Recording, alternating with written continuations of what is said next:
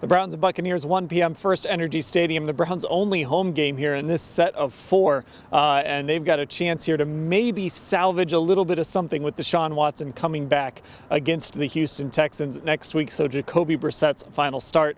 Mary Kay, what are you watching in this game? You know, when Tom Brady comes to town, you're watching Tom Brady. So that's one thing that I'm sure is on the minds of the Cleveland Browns and fans and everyone else, and that is Tom Brady. How will he fare against this Cleveland Browns defense? He's got 3 really good receivers to throw the ball to in Mike Evans, Chris Godwin, Julio Jones, and of course we know that Greg Newsome has been ruled out for this game, so it's going to be up to starters Denzel Ward. It's going to be up to Martin Emerson, Greedy Williams, A.J. Green, those guys to really come through and try to slow down that passing attack. Ashley, what are you watching? Well, I'm really curious to see if defensive lineman for Tampa Bay, Vita Vea, is going to actually be able to play in this game. It sounds like he might be sort of a game time decision. He's listed as questionable right now. He missed some practice time this week with a foot injury, but he is an absolutely tough assignment. He has a career best 6.5 sacks so far this year. He's been great at rushing opposing passers, and he's huge, 6'4", 350, a really tough assignment to stop, especially for a Browns offensive line that does not have their starting center currently with Ethan Posick on IR.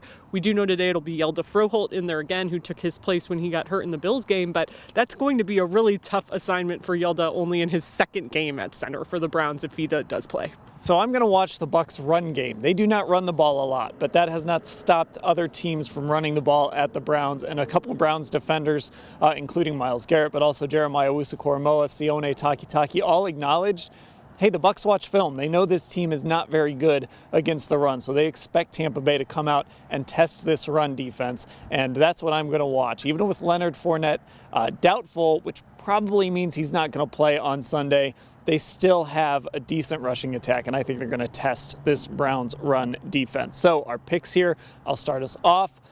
I think the Browns are going to make this a football game, but I think they're going to come up short. 23-21, Tampa Bay wins. Ashley, what about you? I'm in a really similar spot, Dan. You know, I think the Browns have going for them the fact that it is Jacoby Brissett's last start, and these guys really like him, I think want to play for him, but I keep coming back to the fact that these opposing teams who have been really good at passing have been able to run against the Browns. I think that's what Tampa Bay is going to do, so I'm going Bucs 24-20. Mary Kay?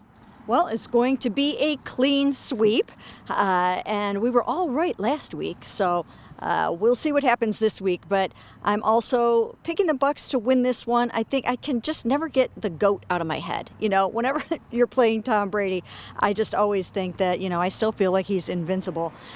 So I'm going with the Bucs this game. The Browns are underdogs at home.